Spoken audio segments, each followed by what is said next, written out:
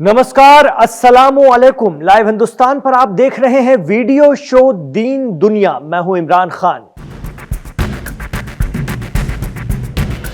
बड़ी खबर यह है कि भारत ने एक बार फिर आजाद फिलिस्तीन बनाने का ऐलान कर दिया है। हिंदुस्तान ने यूनाइटेड नेशंस में फिलिस्तीन को एक आजाद मुल्क बनाने की हिमायत कर दी है। फ्रांस और सऊदी के बाद अब भारत भी अपने पुराने स्टैंड पर कायम है। भारत के इस एक्शन और ऐलान से इस्राएल के पीएम नेतन्याहू नाराज हैं। वहीं हिंदुस्तान का ये कदम अरब और मुस्लिम देशों को सुकून देने वाला है। गौरतलब है कि पिछले कुछ वर्षों में भारत और इस्राएल के बीच नजदीकियां काफी बढ़ी हैं, लेकिन अब भारत ने यूनाइटेड नेशंस में वो कर दिया है जिस बात से इस्राएल के पीएम नेतन्याहू सबसे ज्यादा नफरत करते हैं। भारत आज भी अपनी पुरानी फॉरेन पॉलिसी पर कायम है। यूनाइटेड नेशंस जनरल असेंबली में भारत ने एक बार फिर 2-2 कहा है कि हम 2 स्टेट सोल्यूशन के फेवर में हैं। हिंदुस्तान ने साफ कहा है कि फिलिस्तीन को आज़ाद, खुद मुख्तार और सभी के जरिए तस्लीम किए जाने वाले मुल्क के तौर पर देखना हमारा ख्वाब है, जो इस्राएल के साथ अमन व अमान से रहे। इस नए फिलिस्तीन मुल्क की राजधानी 1967 की सरहदों के आधार पर ईस्ट यरूशलेम होगी। एक्सपर्ट कह रहे हैं कि भारत के इस रुख से ईरान समेत तमाम मुस्लिम और अरब मुमालिक खुश जरूर होंगे। Aim right, achieve big. At KR Mangalam University, we provide you the platform to turn your dreams into reality. At KR Mangalam University. United Nations में भारत के नुमाइंदे पर्व थानेनी हरीश ने कहा कि हमारे फिलिस्तीनी भाई बहनों की जिंदगी में बदलाव लाने के लिए ईमानदार और प्रैक्टिकल कोशिशें जरूरी हैं। हम उन्हें अकेला नहीं छोड़ सकते। फ्रांस, ब्रिटेन और सऊदी अरब के बाद अब भारत ने भी खुलकर अलग फिलिस्तीन की हिमायत कर दी है।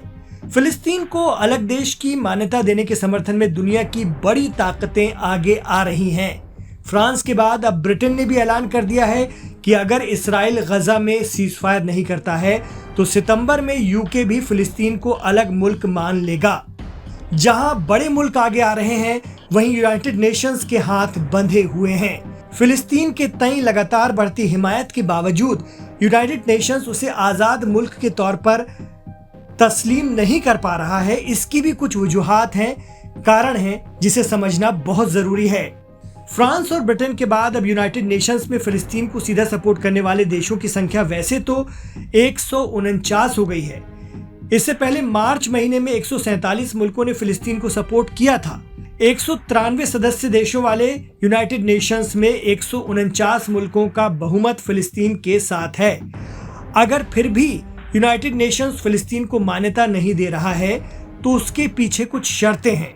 मीडिया रिपोर्ट्स कहती हैं कि सबसे खास बात यह है कि सभी 5 स्थायी सदस्य इस मुद्दे पर सहमत होने चाहिए, यानी इनमें से किसी का वीटो अगर लग गया तो फिर फिलिस्तीन को मान्यता नहीं दी जा सकती। यूनाइटेड नेशंस तभी किसी को तस्लीम कर सकता है जब सिक्योरिटी काउंसिल से इसकी इजाजत हो। अगर सिक्योरिटी काउंसिल के बिना यूएन ऐसा करता है तो फिर फिलिस्तीन को मिली मान्यता सिंबॉलिक ही रहेगी। वो यूएन में कानूनी महत्व तभी ले सकता है जब उसे सभी सदस्य मिल जाएं। इसके लिए सुरक्षा परिषद के कम से कम 9 वोट चाहिए, यानी 9 देश उसके पक्ष में वोट करें। इसके बाद दूसरा जो दौर होगा जिसमें यूनाइटेड नेशंस की असेंबली में वोटिंग होती है, इसमें भी मान्यता के लिए 2/3 सदस्यों का वोट जरूरी होता है। और इसके लिए सबसे खास शर्त यही है कि संबंधित देश की मान्यता की प्रक्रिया के दौरान कोई भी सदस्य वीटो पावर यूज न करे। ऐसा हुआ तो प्रक्रिया वहीं रुक जाती है। आपको बता दें कि 1970 में ही यूनाइटेड नेशंस में फिलिस्तीन ने एक आजाद मुल्क के लिए फॉर्म भरा था, लेकिन 1974 में इसके लिए कोशिशें शुरू की गईं और फिर PLO यानी फिलिस्तीन लिबरेशन ऑर्गेनाइजेशन को फिलिस्तीनी लोगों के वैध प्रतिनिधि के तौर पर मान्यता दे दी गई। अपने देश के मुद्दे पर महासभा में विचार विमर्श का अधिकार भी दिया गया। 1 महीने के बाद फिलिस्तीन को यूएन के सभी सेशंस में हिस्सा लेने का मौका भी मिल गया। 1988 में फिलिस्तीनी राष्ट्र परिषद ने फिलिस्तीन को एक आजाद मुल्क के तौर पर ऐलान भी किया और PLO का नाम फिलिस्तीन कर दिया गया और यूएन में पर्यवेक्षक के तौर पर वो बना रहा। 23 साल तक यही हालात भी रहे। लेकिन साल 2023 में फिलिस्तीन मुक्ति संगठन यानी पीएलओ के अध्यक्ष ने यूएन महासचिव को एक खत लिख करके यूनाइटेड नेशंस की सदस्यता के लिए एक बार फिर आवेदन किया और इस आवेदन पर तकरीबन 2 माह तक चर्चा चली, जिसमें आम सहमति नहीं बन पाई थी। कुछ मुल्कों ने तो फिलिस्तीन के इस आवेदन का समर्थन किया, लेकिन कुछ लोगों ने वोटिंग में हिस्सा नहीं लिया। इसके बाद फिलिस्तीन को गैर सदस्य पर्यवेक्षक का दर्जा दे दिया गया। इसके लिए 138 देशों ने फिलिस्तीन के फेवर में वोट किया था और 9 ने इसकी मुखालिफत की थी। 41 मुल्क न्यूट्रल रहे थे। सब कुछ सही चल रहा था, लेकिन साल 2024 में अल्जीरिया ने यूनाइटेड नेशन सिक्योरिटी काउंसिल में फिलिस्तीन के एक मेंबर के तौर पर शामिल होने की एक बार फिर सिफारिश की, मगर अमेरिका ने इस पर वीटो लगा दिया। उस वक्त 15 से 12 मुल्कों ने इसकी हिमायत कर दी। 2 वोटर गैर मौजूद रहे। उस वक्त भी वॉशिंगटन ने कहा कि वो फिलिस्तीन राज्य की स्थापना का विरोध नहीं करता, मगर वो चाहता है कि ऐसा इसराइल और फिलिस्तीन के बीच बातचीत से तय हो। अब इसराइल बिल्कुल भी नहीं चाहता कि फिलिस्तीन उसके बगल में बने एक आजाद मुल्क। उसकी वजह है नेतन्याहू कई बार कह चुके हैं कि अगर ऐसा होता है तो फिलिस्तीन हमास के हाथ में आ जाएगा, जो इसराइल के लिए बड़ा खतरा बन सकता है।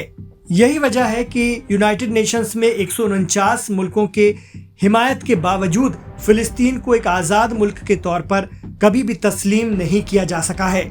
अब देखना होगा कि भारत के साथ मसला फिलिस्तीन को कितनी और तक़वियत मिलती है।